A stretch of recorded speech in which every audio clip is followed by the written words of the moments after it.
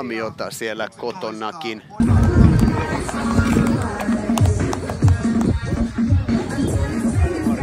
Desalege sitten vaihtaa puolta.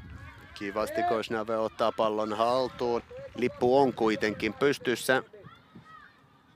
Paitsi on merkiksi pallot tuon kaltaisessa tilanteessa muutama kerrankin jo nappaamaan. Nyt tulee todella heikko avaus ja siihen Kosnave iskee kiinni. Pikku Houkana pelaa ylöspäin. Nyt aika kova vähän pelaa tukia riskillä. Ja sieltä, ei kyllä se on Kosnav, joka ampuu vasurillaan. Hyvä yritys, oikein hyvä se menee.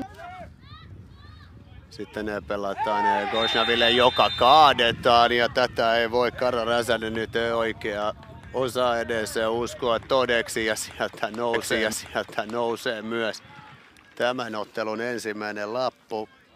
Varoitus PK 35, pelaaja numero 21, Karo Räsänen. On muuten nyt Karo Räsänen, Räsäsellähän on jo kortti alla. Hänen pitää olla nyt varovainen, nyt ihan selkeästi työntää selästä. Kosnave kaatuu ja Hongalle taas vapaa potku. Karo Räsäsen pitää olla kyllä nyt varovainen näiden rikkeiden kanssa. Tämä nyt on jo toinen rike. Ensimmäistä tuli kortti ja onnistui pelaajan tuomaan Piiliksen.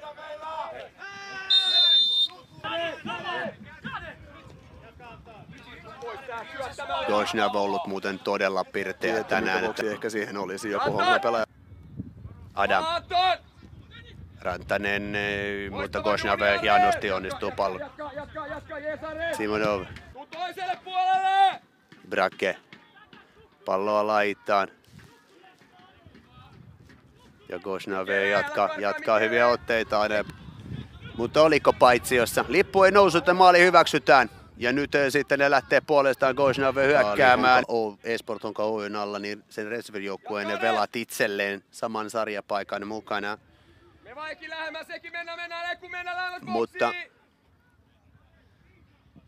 nyt lähtee laukaus ja Kaukka mukana toi nyt erikoiseen tilanne. Westerbacka pääsee purkamaan. Ja samankaltaista Honka nytkin tietysti ajattelee. Ei, itse asiassa on 5. vaihto samalla. Ja samalla sitten ne PKkin. Hieno hetki Matthewlle päästä, mutta ei pääse aivan kunnolla keskittämään.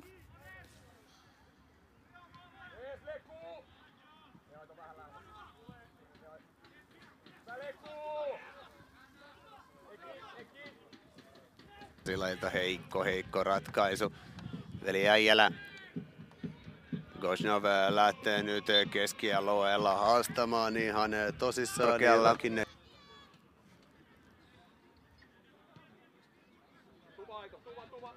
Suuntaan.